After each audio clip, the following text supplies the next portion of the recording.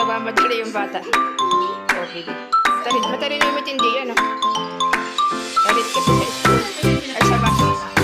Galit sa bus. Kasi nagmamadali yung ano, yung girl, ayun.